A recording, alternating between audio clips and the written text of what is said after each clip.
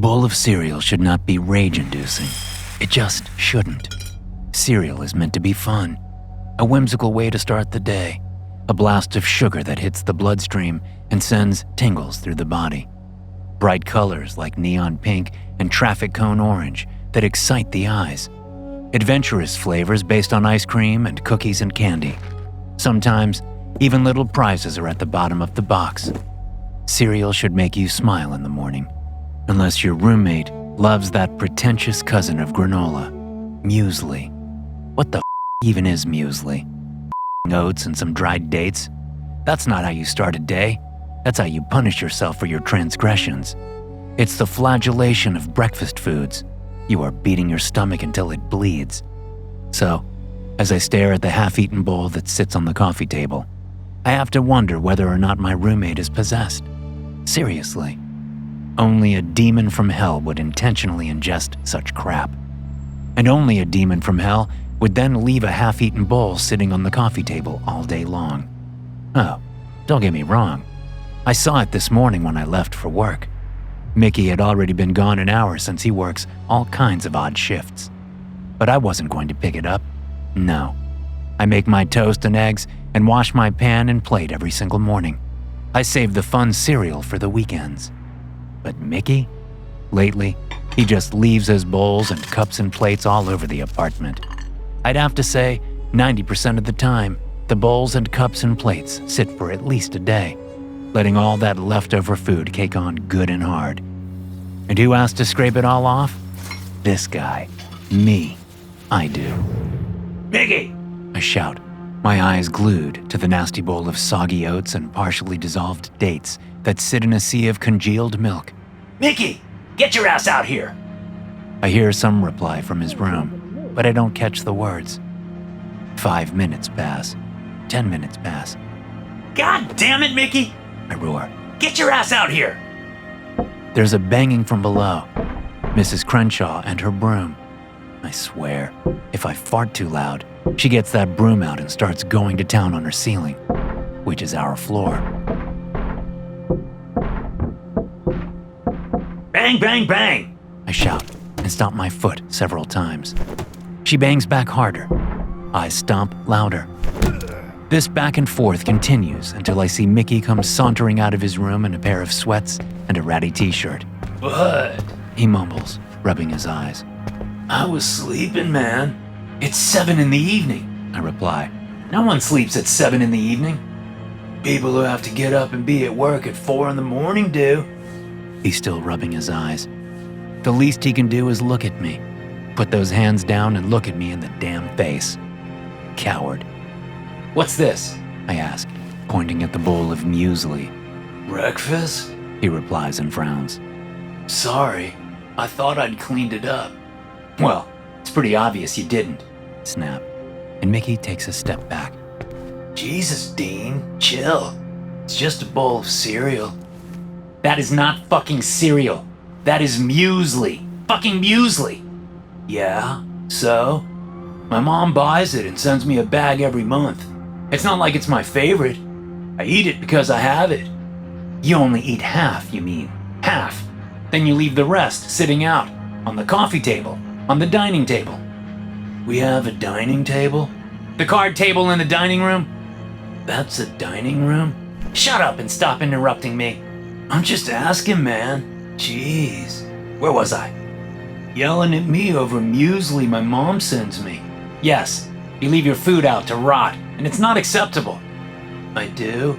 Yes, all the time. Christ, man. Bring it down a notch. I will when you start cleaning up after yourself. Okay. Sorry. I honestly didn't know I was doing it. I'll pay attention more.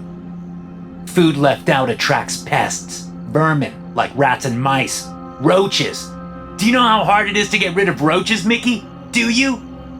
I'm guessing pretty hard, since you're all worked up about it.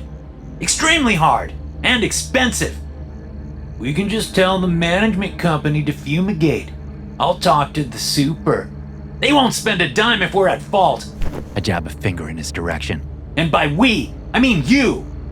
Yeah, I get it. Do you, Mickey? Do you get it? I said I do, so I do. I don't believe him. He's just telling me what I want to hear, so I'll leave him alone. Oh, no. I'm not letting him wriggle out of this one. No, sir. Can I go back to bed now? He asks in a tone that makes me want to slap him. Do whatever you want. I'm not your mother. You sure seem like you want to be. Just go back to bed. Great, I will. Night, Dean. He turns and shuffles back down the hall to his bedroom. Mickey! I roar. The banging from below starts up again. I stop to match it. Fuck off, Mrs. Crenshaw! Mickey is leaning against the wall, watching me. You done? He asks. I point at the goddamn bowl of muesli. I don't know. Are you done? I was going to clean it up in the morning. Or, and here's a crazy idea, you clean it up now. Fine. He shuffles back, picks up the bowl and takes it into the kitchen. I stand right where I am and listen. I hear a bowl being set in the sink, the clatter of a spoon. The nothing. Night, Mickey says as he walks out of the kitchen. Sorry about the muesli mess. He chuckles like he said something funny. He hasn't. Did you rinse the bowl and put it in the dishwasher? I call after him as he gets to his bedroom and closes the door. I hear a faint, "Good night, Dean." Then I head into the kitchen. The bowl, still half full of muesli, is sitting in the sink. You motherfucker, I growl, and grab the bowl with so much force that the lip hits the edge of the kitchen sink and the dish shatters in my hand. Muesli and congealed milk splatter everywhere. A shard of cheap ceramic embeds itself into the meat of my hand just below my thumb. I try to swallow my rage, but the pain makes my already boiling blood turn into a steaming vapor of hate. I bellow and thrash until I'm so exhausted from it all that I collapse onto the kitchen floor and try not to sob. Is it so hard to clean up after yourself? The banging below starts back up, and I'm not even yelling anymore. I'm just sitting on my ass, coming down from quite a tantrum. Phew, I suppose I had a little pent-up stress. The banging continues, and I hear Mrs. Crenshaw's shrill voice shouting up through the floor. Now that I'm a little more relaxed, I should go talk to her, smooth things out. Unlike with roommates, you can't control who your neighbors are, so a little kindness goes a long way toward keeping the peace in an apartment complex such as ours. Hi, Mrs. Crenshaw, I say when she opens the door. I know who you are, she replies, her voice cold and sharp. What do you want? I wanted to apologize for the noise earlier. Earlier?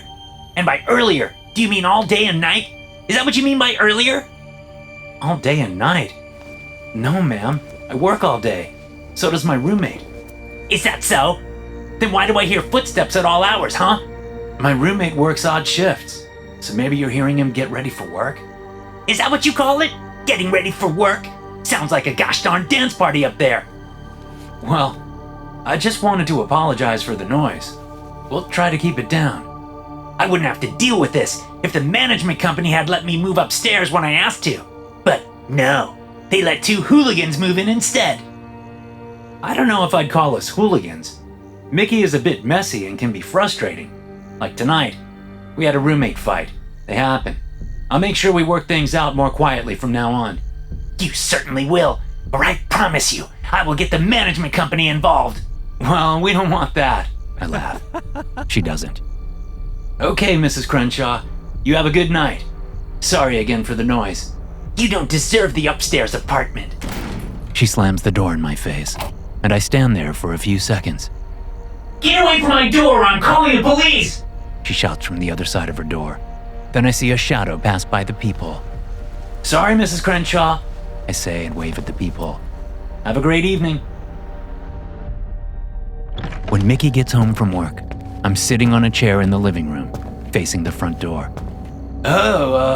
Hey, Dean, Mickey says, tossing his keys at the dish we keep on the side table.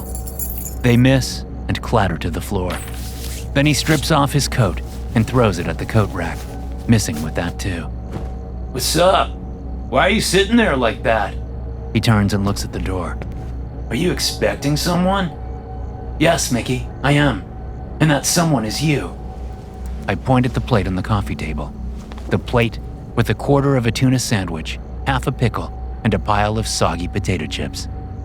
Decided to come back home for lunch, did you? I ask, and cross my arms over my chest because I have won this open and shut case. What? No, I just worked a 12-hour shift, Dean, plus an hour for lunch, which I ate in my truck. I can't get home and back to work in an hour. Add in the hour commute home, and I've been gone from the apartment for nearly 16 hours. Then why is this plate here? His answer troubles me, but I know Mickey. He's probably lying because he doesn't want me yelling at him again. I don't eat tuna fish, Mickey. You know that. Okay, I guess I knew that. Which means that's not my sandwich. So whose sandwich is it? I don't know. Mickey. Who are you trying to fool? No one? He sighs. Listen, man, work was exhausting. I called in some DoorDash and it should be here soon. I'm going to take a shower, eat my dinner, and go to bed. I don't have to be at work until 9 tomorrow, so I plan on sleeping as much as possible. Do you think we can do this whole roommate war another time? I just don't have it in me right now. Oh, sure. Of course, Mickey. We'll do this another time. I don't want to get in the way of your precious shower and dinner and sleep. I mean, that's a lot to deal with. I stand up and grab the plate, then shove it at him. The tuna sandwich nearly slides off. You have a lot on your plate right now. Cute, man. He yawns and stretches. You need to relax, Dean.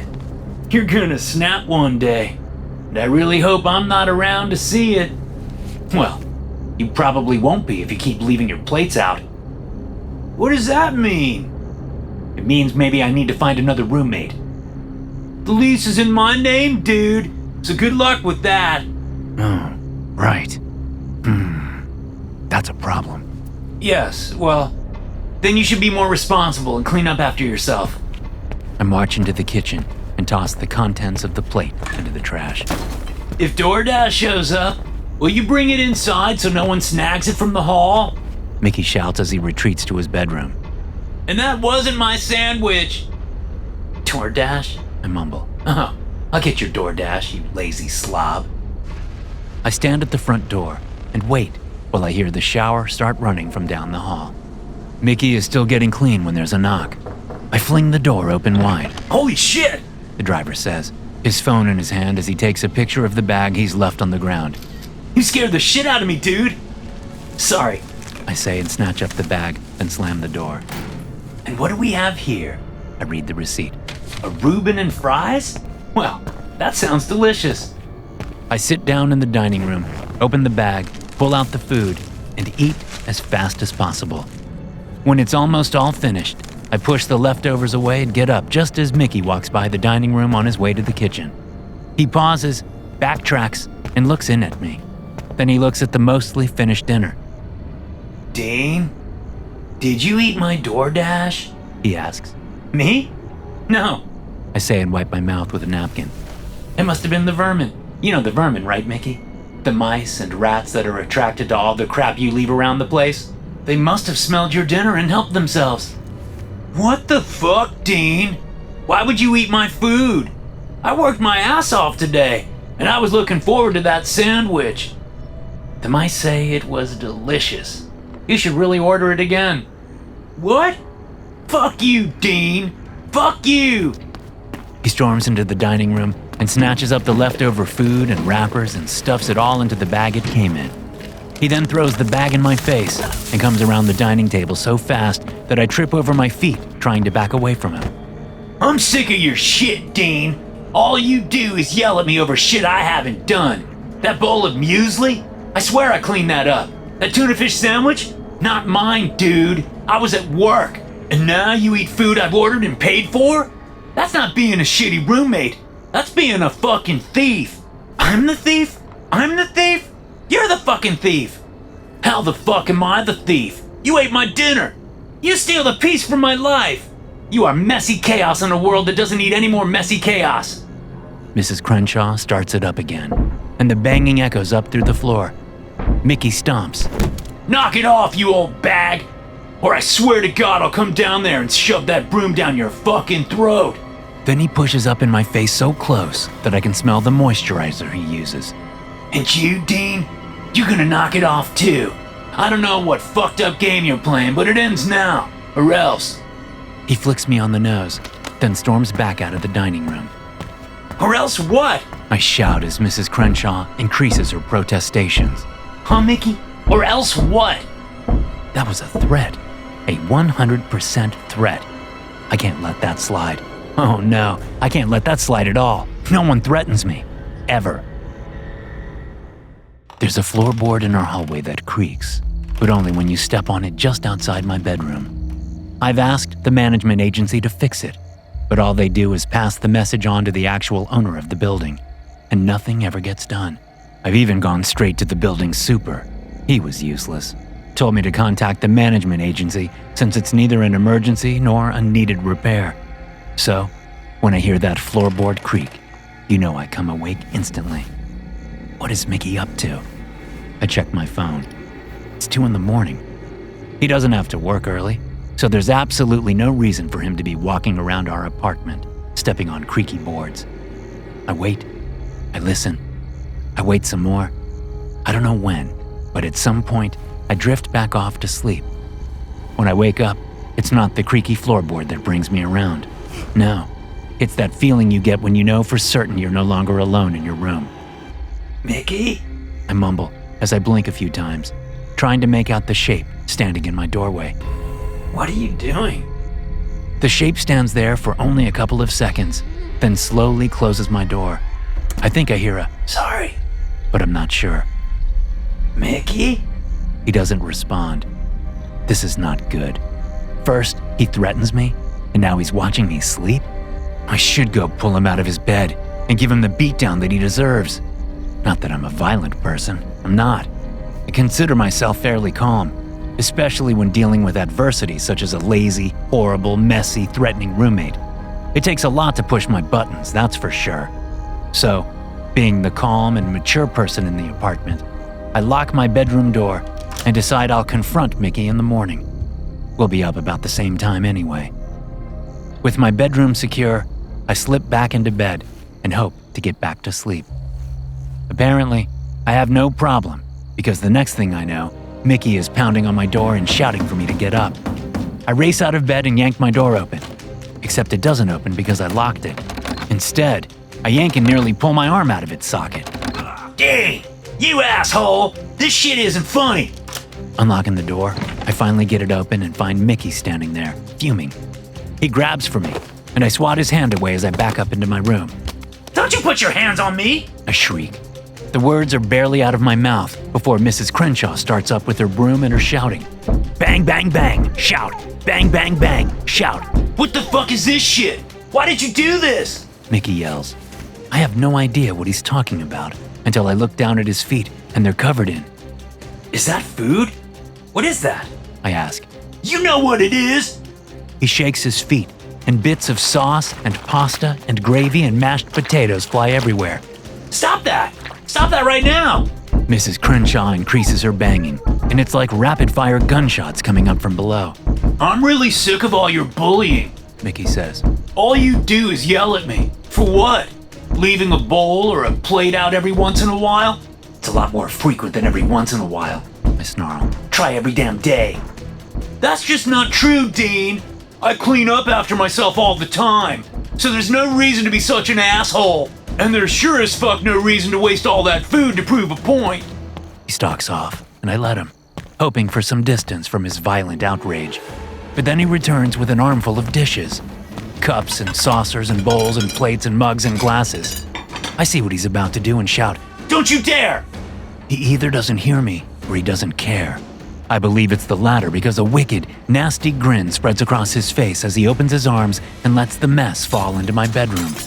Cups and saucers and bowls and plates and mugs and glasses spill and shatter and crack and make the most horrendous mess.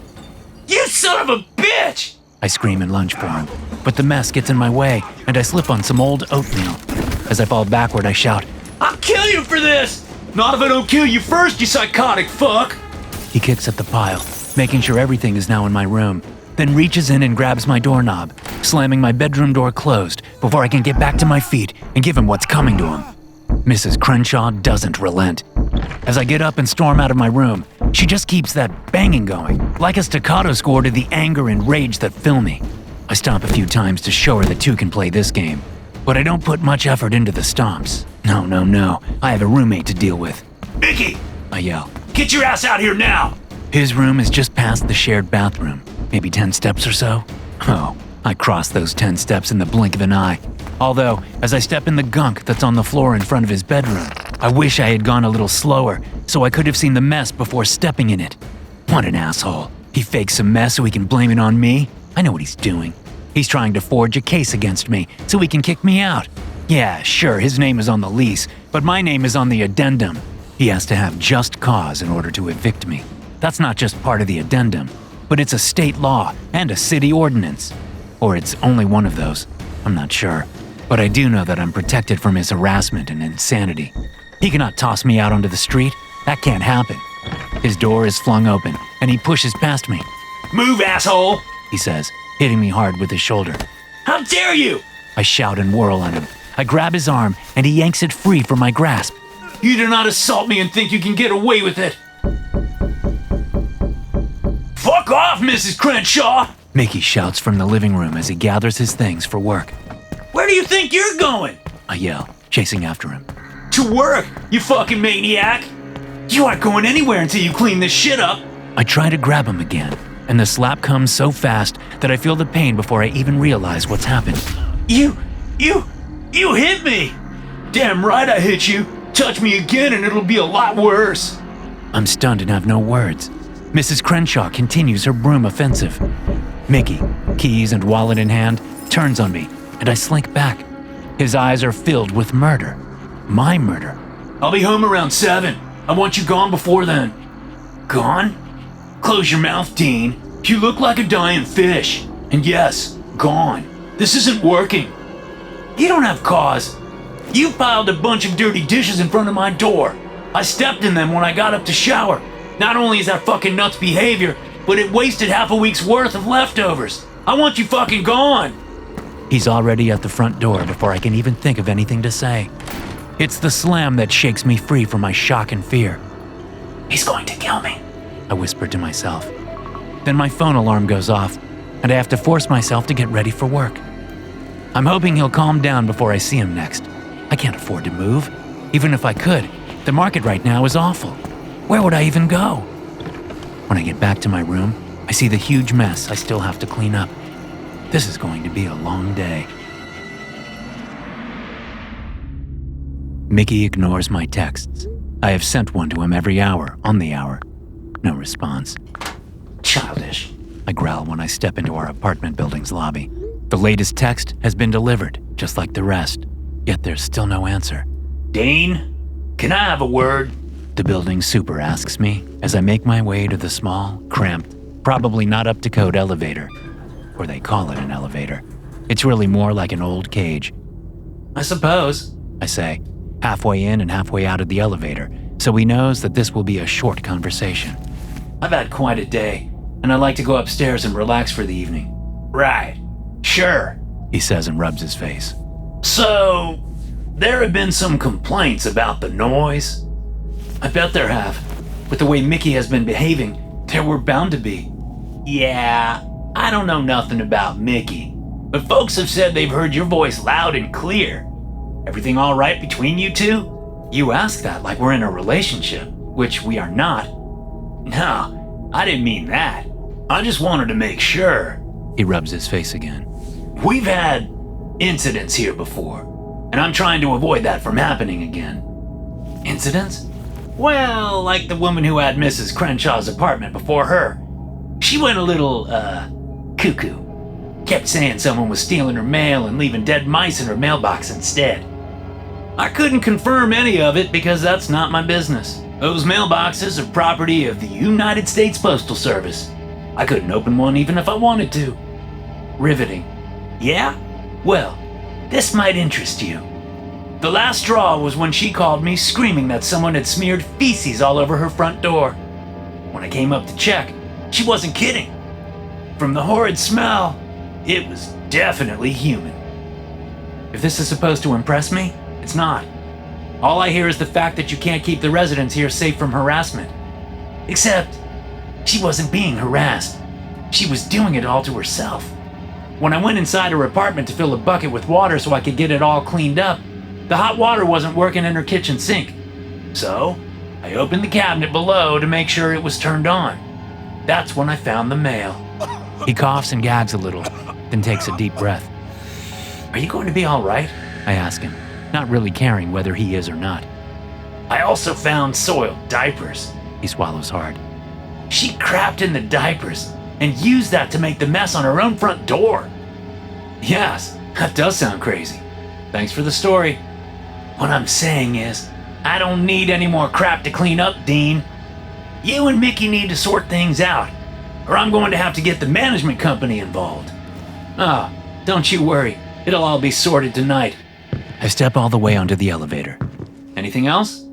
He sighs and shakes his head. So I close the elevator grate and press the button for the 3rd floor. On the ride up, I practice what I'll say to Mickey. There is no way he's getting rid of me. Not after everything he's done. Lease or no lease, he's the one who has to go. When I get to the apartment, I realize I don't have my keys. I must have left them in the car with my work bag. No problem. I'll use the spare we keep under the welcome mat. Except there's no spare. I lift the mat all the way up and even shake it just in case the key is stuck to the bottom. Still no key. Damn it! Back down to the lobby I go. But before I head to the garage, I stop at the super's office and knock loudly. Do you have our spare key? I ask him. What? No. Why would I have your spare key? I have a master that opens every door. I don't need your spare. Well, it's missing. I'm getting my keys for my car, but I'm going to need the locks changed immediately.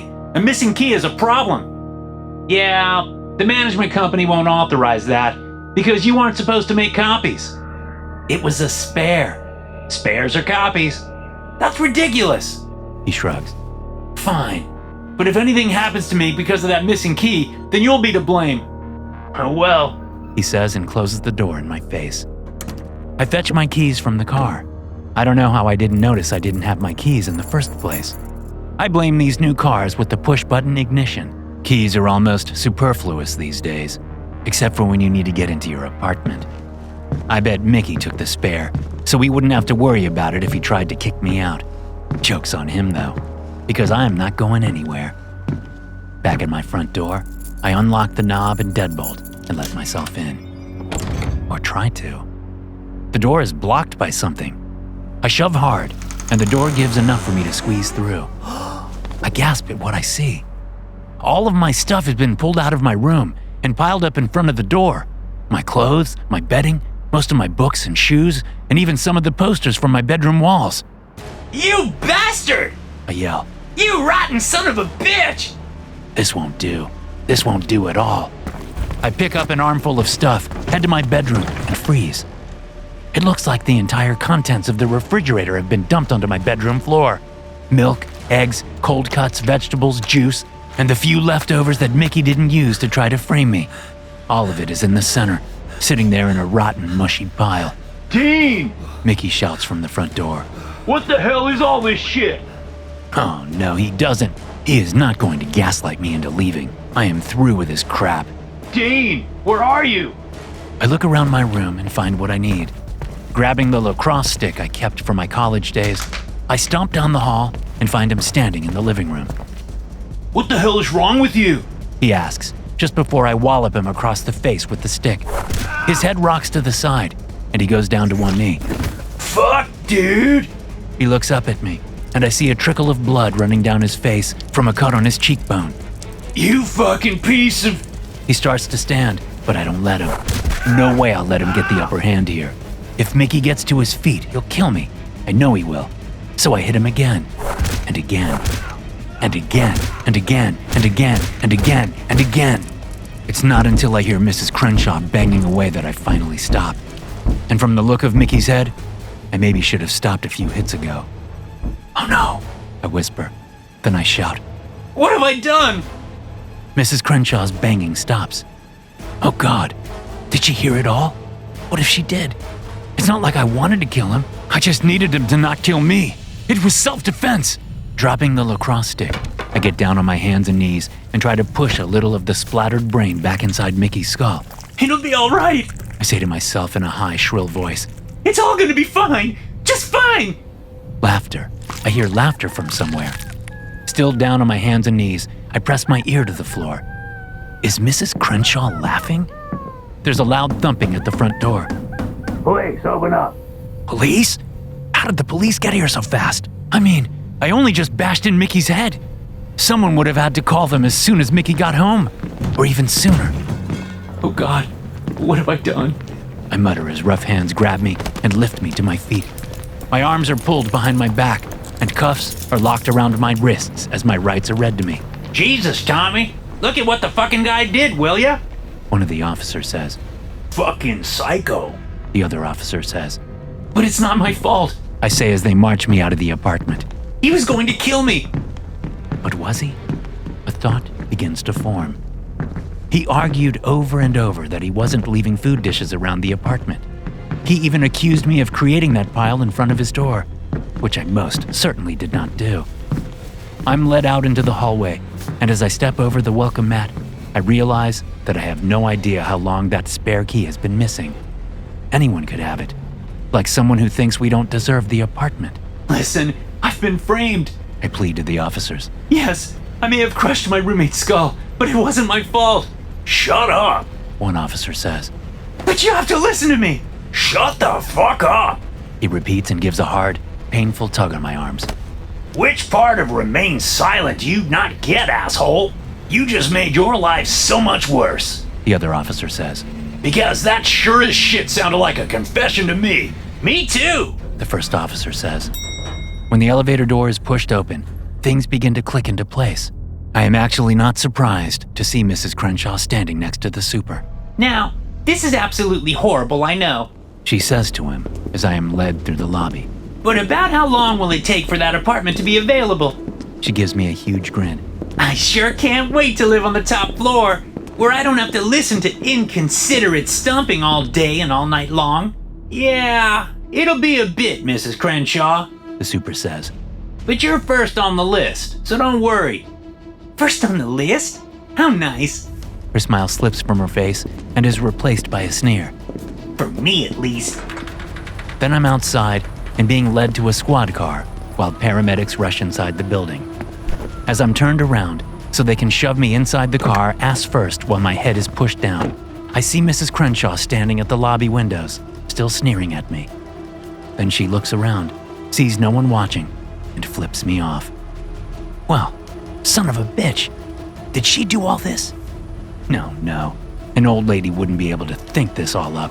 I mean, even if she did dirty dishes and leave them around the apartment, or sneak in at night and pile that mess outside Mickey's room, how could she know what would happen? How could she know I'd snap? It's not like I have a temper or a short fuse or anything. I'm normally a very calm and reasonable guy after all. Everyone can see that. To hear more stories like this, be sure to hit subscribe and turn notifications on. I'll see you in the next one.